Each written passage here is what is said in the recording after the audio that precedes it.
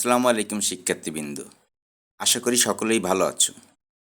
আজ আমরা আলোচনা করব ডেমনস্ট্রেটিভ প্রোনাউন সম্পর্কে, যার বাংলা অর্থ প্রদর্শনমূলক সর্বনাম।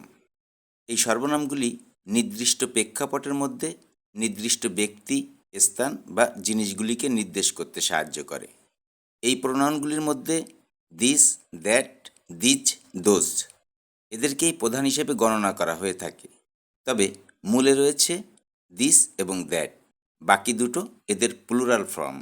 এছাড়া রয়েছে দ্য সেম, সাস, সো ইত্যাদি। চলো এবারের সংজ্ঞাটা দেখে নেওয়া যাক।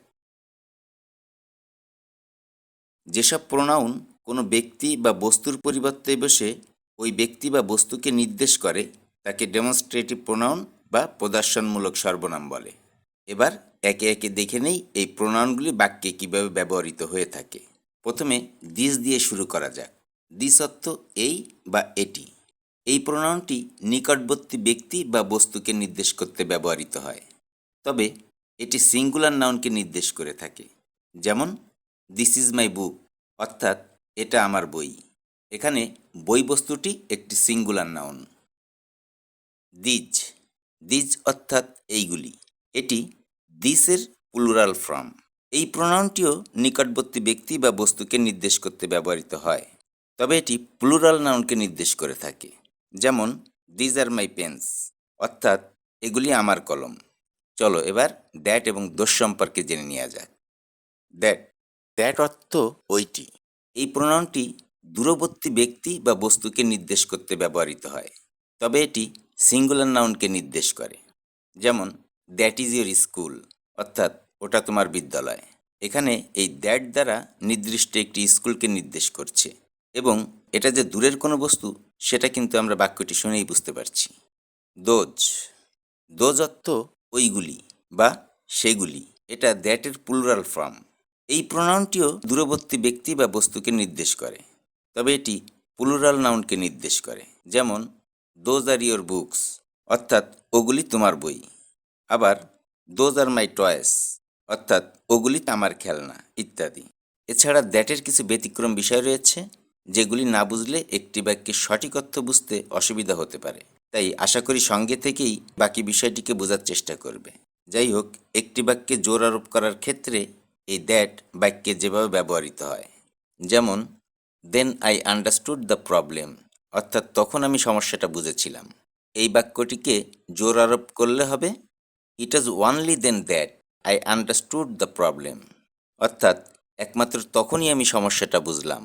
আবার for this reason that he could not pass, অর্থাৎ এ কারণে সে পাশ করতে পারেনি। এই বাক্যটিকেও আমরা জোর আরোপ করে লিখতে পারি it was for this reason that he could not pass, অর্থ হবে এই কারণেই সে পাশ করতে পারেনি। তাহলে প্রথম বাক্যে বললাম এ কারণে সে পাশ করতে পারেনি, এবং দ্বিতীয় বাক্যে বললাম এই কারণেই সে পাশ করতে পারেনি। এই এ কারণে এবং এই কারণেই, এ দুটি শব্দ শুনলেই বোঝা যাচ্ছে যে পরের শব্দটি একটু জোর আরোপ করা হয়েছে, তাই না? তাহলে দ্যাট দ্বারা জোর আরোপ করতে হলে স্ট্রাকচারটি হবে it is only then that plus extension. এটার অর্থ একমাত্র তখনই। আবার it is for this reason that plus extension, এটার অর্থ হবে এ কারণেই।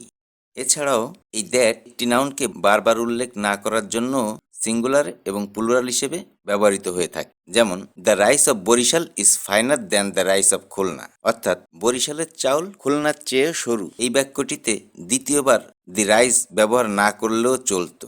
যেমন the rice of Barisal is finer than that of Khulna. এই ক্ষেত্রে অর্থ একই হবে, কিন্তু দ্য রাইস আর ব্যবহার করতে হবে না। এবার প্লুরালে এর ব্যবহার দেখি। The street of Khulna are not wider than the street of Dhaka, অর্থাৎ খুলনার রাস্তাগুলি ঢাকার রাস্তার চেয়ে প্রশস্ত নয়। এই বাক্যটিতে দ্বিতীয়বার দ্য স্ট্রিট ব্যবহার না করলেও চলতো। সেই ক্ষেত্রে বাক্যটি হতো the street of Khulna are not wider than those of Dhaka. এটার অর্থ খুলনার রাস্তাগুলি ঢাকার রাস্তার চেয়ে প্রশস্ত নয় ইত্যাদি। এগুলি হচ্ছে দিস, দ্যাট, দিজ এবং দোষের ব্যবহার। এছাড়াও ডেমনস্ট্রেটিভ প্রোনাউন হিসেবে অনেক সময় দ্য সেম, সাস, সো এগুলি ব্যবহার হয়ে থাকে। আমি শর্টে এগুলির ব্যবহার একটি করে উদাহরণের মাধ্যমে দেখিয়ে দিচ্ছি। প্রথমে দ্য সেম দিয়ে শুরু করি। দ্য সেম যখন ডেমনস্ট্রেটিভ প্রোনাউন রূপে ব্যবহৃত হয় তখন এর পরে অ্যাজ ব্যবহৃত হয়। যেমন he did the same as we, অর্থাৎ তিনি আমাদের মতো একই কাজ করেছেন। আবার Walid ran the same as Yamin, অর্থাৎ ওয়ালিদ ইয়ামিনের মতো দৌড়েছিলেন। দ্য সেম বাক্যে ব্যবহৃত হলে বাক্যগুলি এমন হয়। চলো এবার সাসের বিষয়টা দেখে নিই।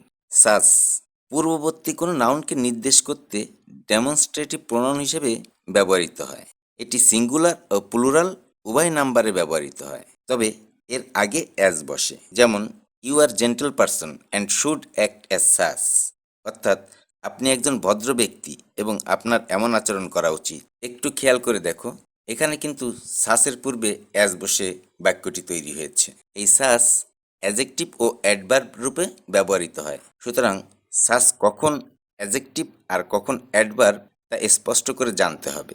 এই প্রসঙ্গে আমরা অ্যাজেক্টিভ ও অ্যাডভার্ব নিয়ে যখন আলোচনা করব তখন দেখব ইনশাল্লাহ। যাই হোক, চলো এখন সো এর ব্যবহারটা দেখে নিই। সো এটি ডেমনস্ট্রেটিভ প্রোনাউন হিসেবে থিং, সেইড, সে, টেল, ওয়ান্ট ইত্যাদি ভার্বের পরে বসে। যেমন আই থিঙ্ক সো, অর্থাৎ আমি তাই মনে করি। আবার দে সেইড সো, অর্থাৎ তারা তাই বলেছে ইত্যাদি। তো শিক্ষার্থী বন্ধুরা, এই ছিল ডেমনস্ট্রেটিভ প্রোনাউন সম্পর্কিত আলোচনা। ভিডিওটি যদি ভালো লাগে তাহলে লাইক, কমেন্ট, শেয়ার করতে ভুলবে না। আর আগামী ক্লাসে আমরা আলোচনা করব রিলেটিভ প্রোনাউন নিয়ে। সে পর্যন্ত সবাই সুস্থ থাকবে এই কামনায় শেষ করছি। আল্লাহ হাফেজ।